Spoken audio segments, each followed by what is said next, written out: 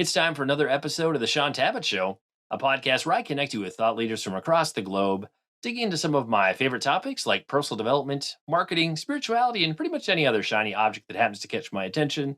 Today, my special guest is Michael Brody-Waite, and we're going to be discussing his new book, Great Leaders Live Like Drug Addicts: How to Lead Like Your Life Depends on It. Michael, it is truly an honor, sir. Welcome to the show. Thanks, dude. I'm glad to be here.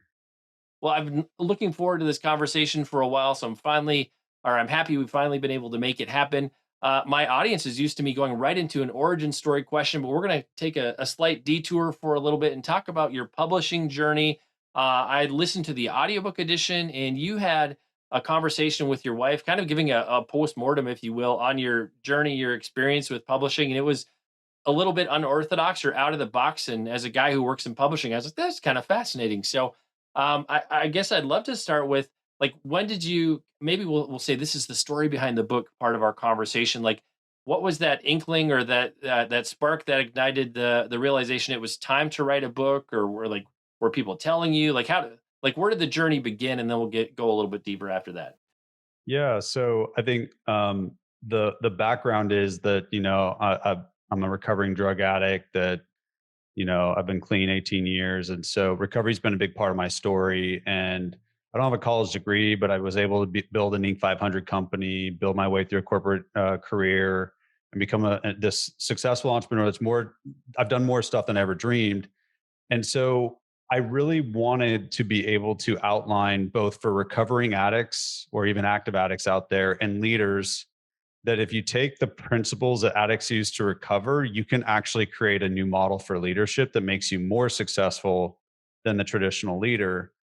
And I was trying to teach this to people, and I was really struggling. Like, I would have these meetings where it was every professional from any walk of life could come in, and they could take off the mask, so to speak, and be really honest and vulnerable about where they are, because that's a big part of my, what I think is a leadership superpower.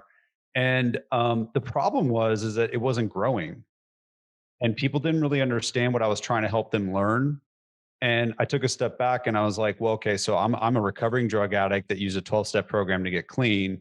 And the 12-step program didn't really take off until they created literature.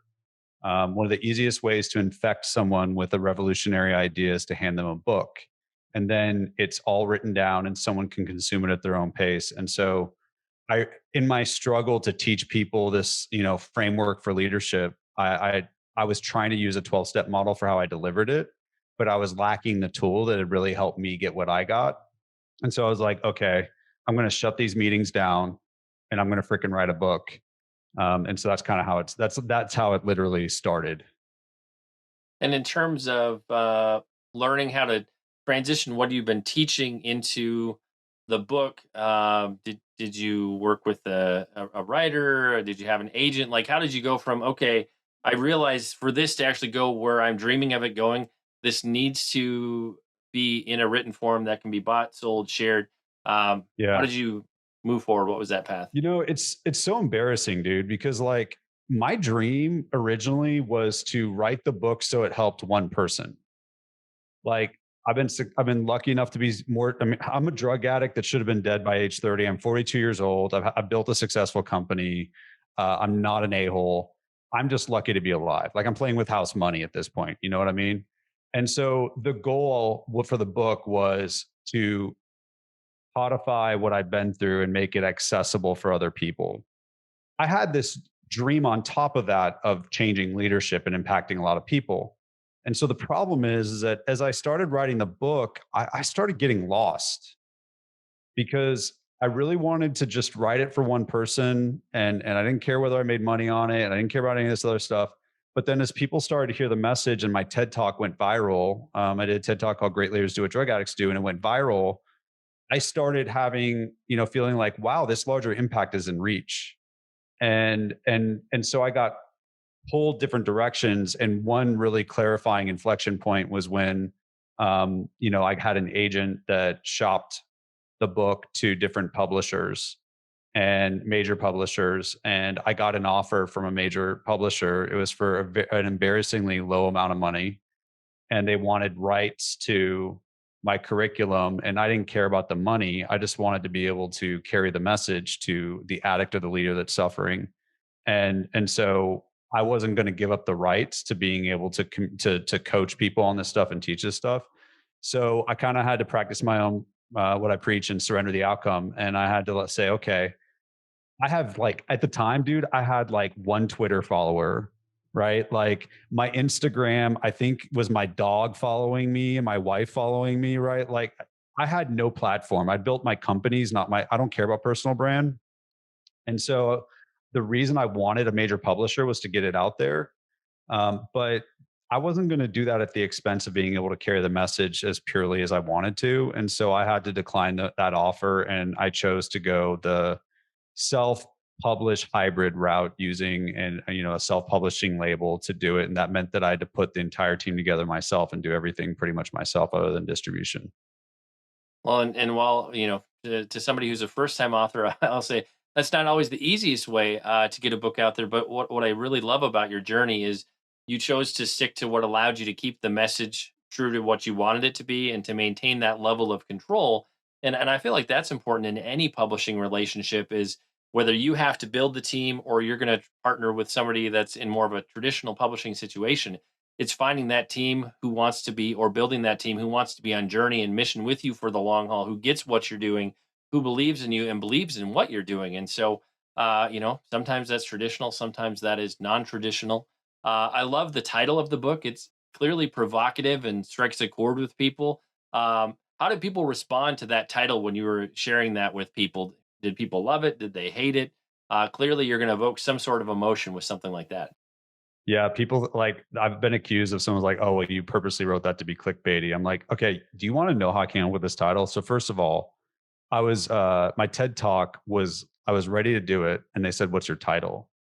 And I kept trying to come up with these different titles for my TED talk, and I was like trying to be elaborate and like like really 30,000 foot view and just and I wanted it to be great. And my wife kept coming up with different versions of it. And finally, just out of frustration, I was like, dude, I'm just so tired of talking about this. I just want leaders to do what drug addicts do. And she was like, that's your title. I was like, what? I'm like, I didn't even know what I said. And she's like, great leaders do what drug addicts do. That's truly what you want to say. If you're going to practice rigorous authenticity, like that's your title. And I was like, oh, okay. And so my TED Talks had that title. Then it went viral, and I started thinking about I wanted to take what I teach people in that TED Talk and give them a book where they could reproduce it for themselves and use the three principles that I talk about in the TED Talk. But I had to make a shift in the title because I realized that drug addicts, recovering drug addicts, we don't use these principles to be a better leader. We do them so we don't effing die. And so I realized that what I really wanted to say was you have to live like a recovering addict if you want to lead like a great leader. And so I came up with the title Great Leaders Live Like Drug Addicts, and it was designed to be a double entendre where it has two different meanings, right? One meaning is I'm almost implicating our previous generations of leaders by saying, I think you guys act like drug addicts, always trying to fix and manage control perception. But on the other hand, I think that great leaders in our future will look like recovering addicts. And so I thought it was great. And then I have all these friends that are entrepreneurs and leaders, and they hated it. And I had all these friends that are recovering addicts, and they hated it because they each assumed that I was talking about the other group. And I was like, no, no, no, it's both. It's both. And my sponsor, who like I swear sometimes like I go to and I would be like, what do I do? And I take the advice, and my sponsor was against it because the addicts were upset because they're like, no, you mean recovering addicts? And I was like, well, I know, but it's a double entendre. And so people, it's just, I'm making it simpler. And then the leaders are like, you're saying we act like active drug addicts? What are you talking about? I'm like, yes, I actually do. And so I had to explain myself to both communities. And it was, I changed it multiple times out of fear, but I'm really grateful that I came back to what was true to me, and I went with the title that I wanted to say. And it has created a burden for me to explain it, but it has also helped because I've learned it does pique people's interest, but that wasn't my intent. My intent was to communicate what I felt. Yeah, I would say, as a longtime marketing guy, I love the title. it provokes people, and you can't help but at least click on Amazon or pick it up in the store and go, "What in the world is this about?" And um, I wouldn't often say that something that somebody has to explain is a great idea, but for you, I love that you have to explain it because when people connect with your story, that's kind of the whole point. And so Yep. I feel like it was a good balance there. Let's get a bit into what recovery to like a 12-step program looks like for somebody who just has zero idea of what that looks like. Give us a little bit of a window how that relates to the practice that we encounter in the book. What are the kind of connection points there? Sure. So when I was in active addiction, I'll tell you a quick little story. My dad would take me out to breakfast once a month, and he said that it's just he wanted to buy me some food, but I knew that he wanted to make sure that his son was still alive, and that's how bad it was. And before breakfast with my father, I would get high, and then at breakfast, I would try to hide the fact that I was high and that I was struggling. And anytime we talked about my issues, I would avoid that conversation. And so one of the things that drug addicts do to stay high is we do three different behaviors. We say yes to things that we should say no to, we hide our weaknesses, and we avoid difficult conversations. And so that's what helped keep me high. And then eventually, I was kicked out of college, fired from my job, evicted from my home. My car was repossessed. I was throwing up blood. The only money I had was what I could steal from my friends. And I'm basically at the very end. And finally, as an alternative to killing myself at the age of 23, I accept help and I go to rehab. So September 1st, 2002, I wake up as a homeless drug addict that's got all kinds of issues at Betty Ford in Rancho Mirage, California, and that's my clean date, September 1st, 2002. I've been clean ever since. And one of the things that they did was they taught me what I believe is a system for how you lead yourself.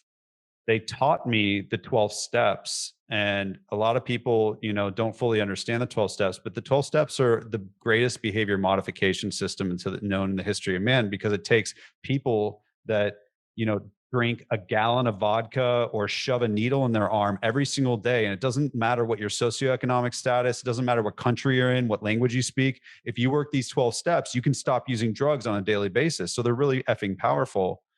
And so they taught me how to use them.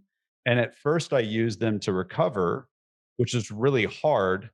But then what I realized was, going back to those three behaviors that I would have in breakfast with my dad, as I worked my way up the corporate ladder at a Fortune 50 company, I realized that the greatest problem in our leadership today is leaders say yes when they should say no.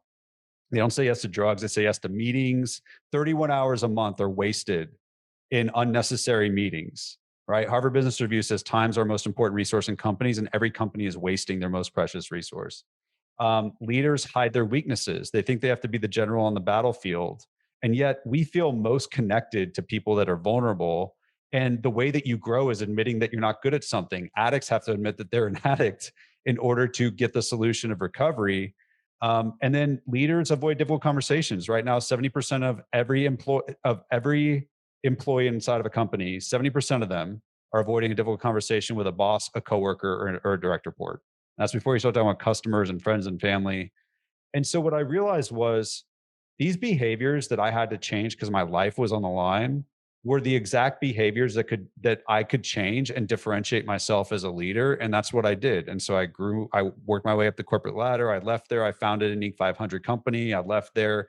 I led a nonprofit that helped 2,000 entrepreneurs a year start or grow a business. And I'm not sitting there with an MBA. I'm literally just telling them what I learned for an hour of my time in a 12-step meeting and a shitty cup of coffee.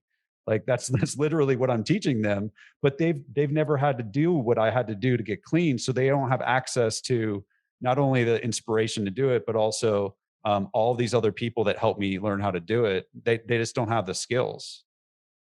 Well, I think for me, as I listened to the audiobook, like the biggest tension point I connected with in your story was when you're out of rehab and the first assignment you have is to find a job, Yeah. and that decision point of where you're like, oh wow, what do I put on the job application that I've been doing for the Yeah. time that I was in rehab? Tell us that part of your story and how that decision kind of marked you. I felt like that was like a momentum builder for your journey. Yeah, I think, so for anyone that's listening, a lot of times you hear these like inspirational, like, hey, you should do this in like a TED talk or whatever. And I'm always like, dude, give me the practical implementation. Like, show me where the rubber hits the road. So you may not be a drug addict, right? But everybody can relate to in a job interview, not wanting to share the worst thing about you. Like, that's pretty standard. So for me, when I got out of rehab, I moved into this halfway house. And in order to stay in the halfway house, I had to get a job within 5 business days. I didn't even know what a business day was when they told me that, but like I had to get one nonetheless. And so I go walking around this mall applying places, and I have a huge gap in my resume because I was just using drugs. I was in treatment. I wasn't employed. I was stealing money. You don't want to put that on your application. And the one place that called me for an interview is a place called Sam Goody, which if you're listening and you're older than me is a record store. And if you're my age, it's a CD store. And if you're less than 30, you have no idea what the F I'm talking about. And so Sam Goody calls me and they bring me in for an interview. And on the way, I call my sponsor and I'm like, what do I tell them? And I'm thinking he's going to tell me how to like talk around my addictions because he knows how important it is that I get the job. And he reminds me of the principles that addicts have to practice in order to stay clean. So they are practice rigorous authenticity, surrender the outcome, and do uncomfortable work. So he's like, you're going to practice rigorous authenticity. You're going to be real about the fact that you're an addict, that you've been in rehab, that you've been using, and that you need this job in order to stay in the halfway house. You're going to surrender the outcome. It doesn't matter what his response is. The goal is that you do the next right thing. And then you want to talk about uncomfortable work, owning the fact that you're an addict in your job interview is going to be uncomfortable work. He tells me all that, and I'm like, that's really great. And that's a fantasy for someone else. I am walking into a job interview where if I don't get this freaking job, I'm kicked out of the halfway house. I'm out on the street. If I'm on the street, I'm probably going to use what you're supposed to help me not do. And if I use, I'm probably going to freaking die, dude. So like, tell me what I really need to say. What you just said is ideal, but tell me what to say. And he said, no, you don't understand, dude. If you don't practice these principles in everything you do, you will effing die. The only problem bigger than your job and your housing is your disease of addiction. And so you need to practice these no matter what. And so I end up going into the job interview and I end up, when asked about the work history, I ended up being honest about being an addict and having used. And that's why I didn't have a good work history. And that's why I got a rehab and I really needed this job. And at the end of the interview, the guy like said, when can you start? And that was the beginning of me realizing that when they say practice these principles in all your affairs in a 12-step program, you really can use a differentiated level of authenticity in your professional life and not pay the price that you think you will. Well, I think people can relate into what bringing some of these practices would look like in their own individual life or their personal life. Talk to us about what it was like to figure out how to bake these into an organization, because I think if you start talking about this for an organization, a lot of people are going to get scared because they don't want to be that authentic at work. Yeah, and the thing is that like that's why you should, because everybody's too scared to do this stuff, but it differentiates you. So like when I founded my company, I didn't know what I was doing. Um and and but what I did know was I wanted to teach my team how to lead themselves the way a recovering addict learns. And so the story I would tell them is at the beginning of the building of the company, we had this moment where we were running out of money and we had this one big client and we'd pitch them on an expansion deal and it was gonna be the difference between us going out of business and becoming millions in revenue. And they said yes, and we were celebrating one night November 2010, and the very next day we find out that our software failed in a way that breached our contract with them. And so we had gone from, oh my God, we're saved, we're going to have revenue and we're going to be able to build this company and it's going to be millions in revenue. And then all of a sudden, this event happened where if we told them about it, we were pretty convinced we would go out of business. And I had maxed out my credit card, drained my bank account, withdrew from my 401k, everything. My employees had taken huge risks. So everything was on the line. And then one of the people on my team said, you know what, let's just not tell them because we'd only impacted one patient. We'd only impacted one hospital. It didn't hurt anybody and nobody knew. And so they were like, dude, there's no reason to wreck the company. But for me, I had to practice rigorous authenticity, surrender the outcome, and do uncomfortable work no matter what, per the previous conversation, right? So I ended up calling them and essentially ruining my entire company. by telling them what happened, but then they end up laughing and they're like, dude, nobody's ever this honest with us. Like, what the hell? Like when we get a call like this, it's because 20,000 patients have been impacted. And that's what made them want to partner with us even more. And within 18 months, we're multi-levels of revenue, multi-millions in revenue, billboards across the nation advertising our product, becoming an Inc. 500 company. And so I would tell every employee that story, not because we won the deal, but because we're willing to practice these principles no matter what. And so if you're out there and you're saying, well, okay, that's great, Mike. Like, what does that mean for me? I am a drug addict with no college degree, and I got promoted faster in a Fortune 50 company than any of my peers, not because I'm smarter, but because I practice these principles. And then our company had 50 employees when we sold to a publicly traded company, but we were going up against companies that had 600 employees, 150 million in venture capital against my credit card. They had patents, people from Ivy League degrees, people that had built $1 million company. None of us had any of that. Literally, all we had was we practiced rigorous authenticity. We surrendered the outcome and we did uncomfortable work, and it differentiated us in how we attracted talent. Imagine working in a culture where nobody has to pretend that you're good at something. You just say, I suck at something, and we all support you. Like it was a different experience. As the CEO, I would go to my team on a weekly basis and tell them how badly I suck at something and that I should fire myself. And then I wouldn't tell them, oh, but here's the lovely answer to it. I would say, so I got to do something about it. Like we had a completely different culture. And as a result, we were far more efficient. Instead of taking 7 meetings to get something done, we got it done in one. We are great at saying no to things that were of low value. Every professional in this world right now can relate to saying yes to things that are of low value. But we were meticulous because we could surrender the outcome. We were good at that. We shared our weaknesses, which made us grow faster, which made our customers feel connected to us. And we didn't avoid difficult conversations, which made our customers love us and made us so efficient internally. Like it is a competitive advantage. And so if you're scared to practice these principles, here's what I'll tell you. I have a almost 18-year career where not only for myself, but all of my fellow recovering addicts and all the people that have worked for me that are not addicts, if you use these principles, other people are too scared to, but if you do it, it will differentiate you and you will gain a competitive advantage. But the chances are you won't do it because your life doesn't depend on it. Mine does. And that's why I'll do it. But I go around the world now teaching people how to do it because it really can change the way that they lead and the way that other people follow them. But most people are just too scared, but everybody knows it's the right way to go. They're just too scared to do it. And so I try to equip them with the system like I was given so that they can do it. Obviously, practice like this is a lifetime practice. It's for the long haul. What happens when you stop working the practice, whether you're an individual or an organization? What happens? Do things fall apart quickly? Yeah. So the short answer is 100%. I just talked to an executive at a Fortune 50 company literally 2 hours ago, and she had used our system on saying no. And she had been really good in one area, but she essentially, quote unquote, relapsed.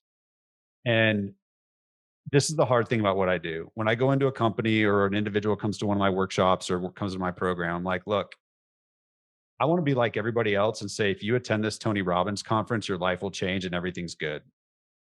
But that's not true. I personally believe that people are addicted to hiding their true selves. Addiction being doing the same thing over and over again, despite negative consequences that you don't want to do. I didn't want to use drugs. I knew they were bad for me. I did them anyway. People around this country know that saying yes when they should say no is bad for them, but they do it anyway. They know that having the difficult conversation with, the family member or the friend or the boss is a good thing. They don't do it. And so the thing is that what I teach people is we are addicted to hiding ourselves.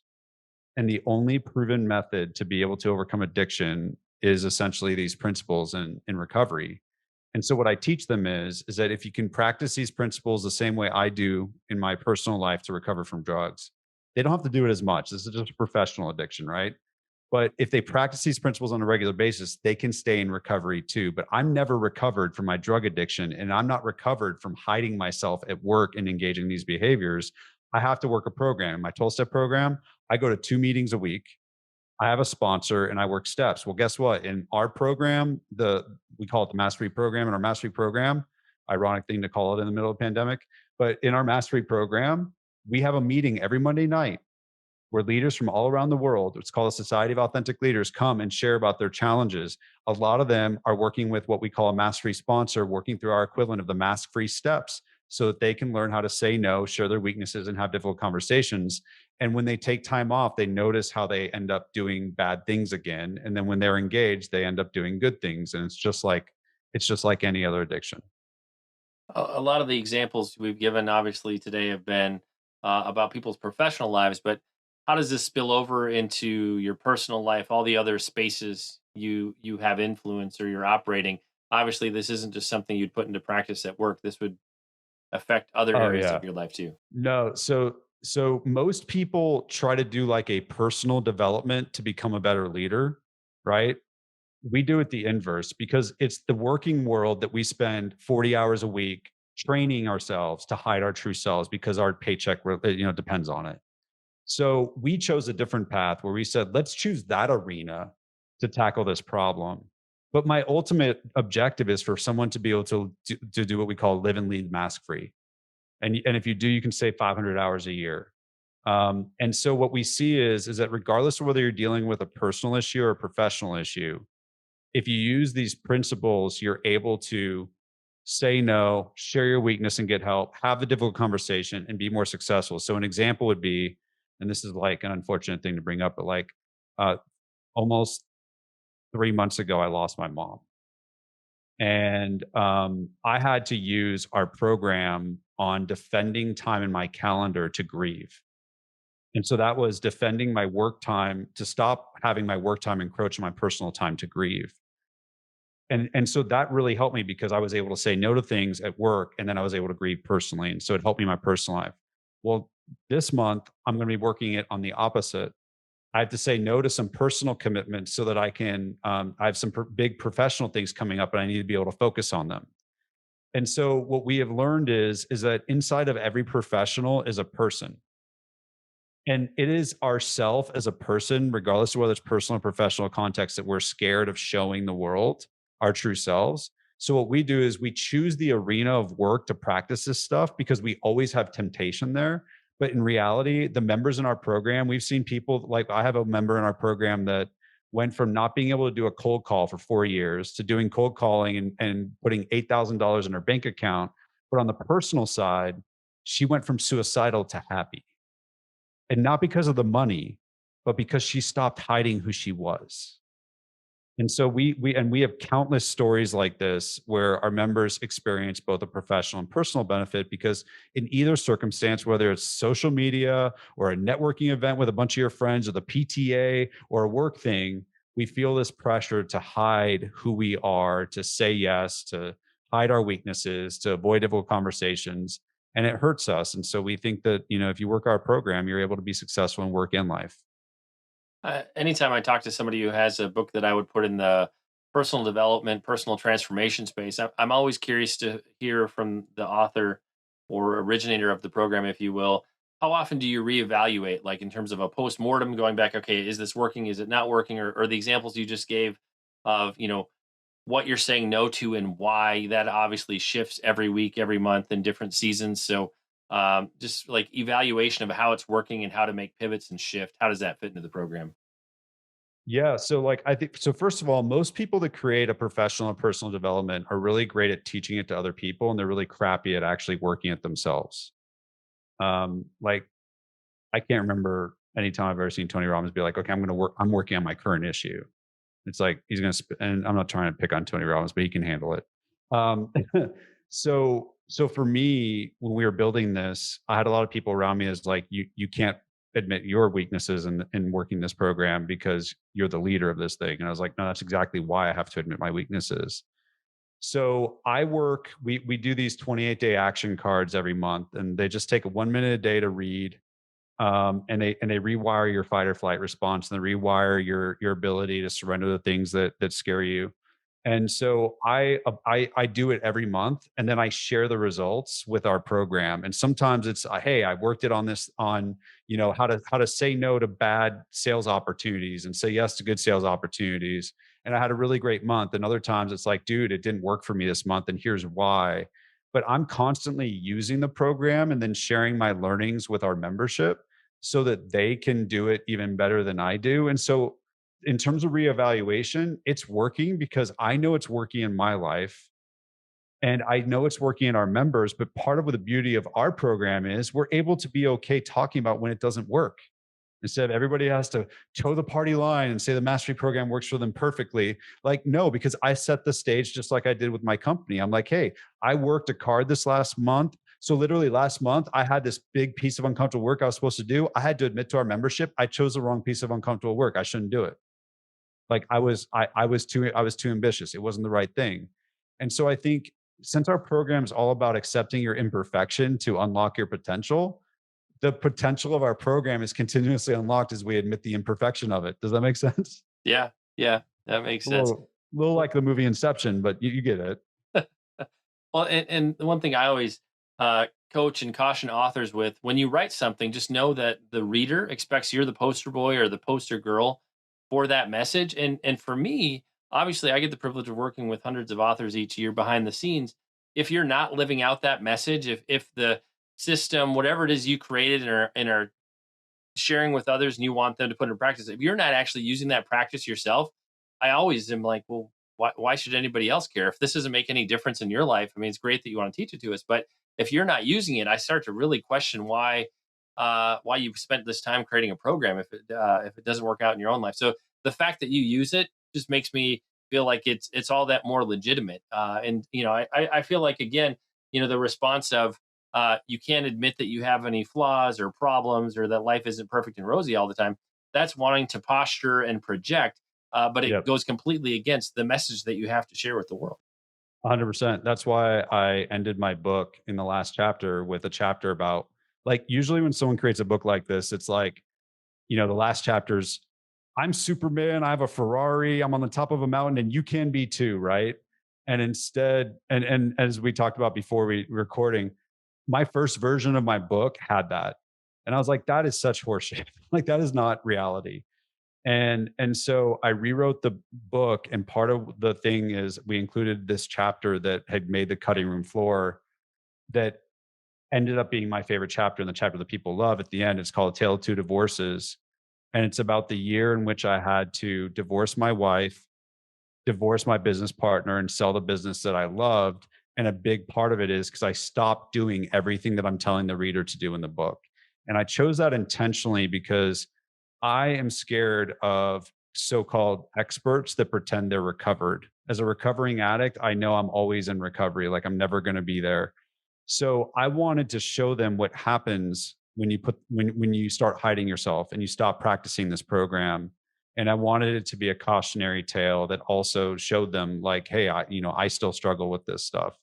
And I was scared to do it. My editor didn't think it should be in there. My publisher didn't think it should be in there, and I almost published the book without it, and I would have violated what I believe in. But we got it in there, and then it was the one that I was scared to be in there, and of course, it's the one that everybody loves because it's the vulnerable one. It's a crazy story. Like I end up like giving away $1 million. Like it's a crazy story, but all it is a cautionary tale that all of us are imperfect. And it's more about if we can own that and be honest about it, we can actually reclaim power in our lives rather than trying to manage the perception of everybody around us. So I surrendered the perception of the reader, and it's been really successful. And that wasn't even the intent. The intent was I just wanted to be my real self.